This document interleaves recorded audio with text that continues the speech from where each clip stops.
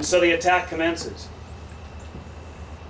Patrick Cleburne did everything he possibly could until one single bullet ripped into his chest.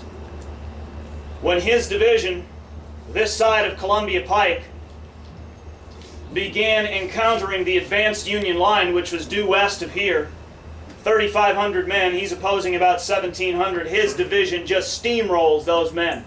And they begin fleeing back toward the main line. John Brown's division on the other side of the road, so two divisions are now pounding right behind two Yankee brigades, rushing back toward the main works. A staff aide, Leonard Mangum, would later say that he believed Cleburne's intent at that very moment, his battle instincts were so sharp that he intended to take those men, as I mentioned the other day, or yesterday I guess, at the ceremony for the battlefield purchase, he intended to take those men and drive them like a wedge right into the middle of the Union line, because he could see the men on the main line couldn't fire. And if there was one chance to win at Franklin, if there was one moment they could actually achieve what John Bell Hood was trying to do, it was to take those 3,500 men and ram them right down the throats of every single man on that main line. And that they did. They blew 4 regiments clear off the main line. All veteran units, 3 from Ohio, 1 from Illinois. The pure shock of Cleburne and Brown's assault was like if you were standing still and I ran towards you as fast as I could.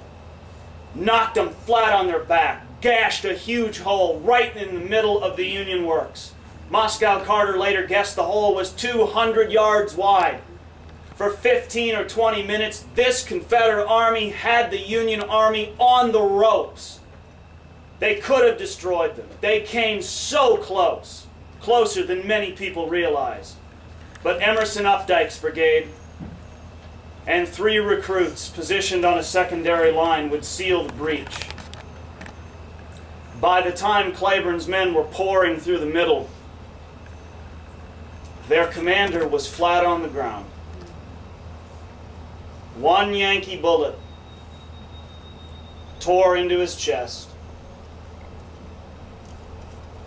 He was probably dead, if not instantly, in a matter of seconds. And as someone once said, a great light was extinguished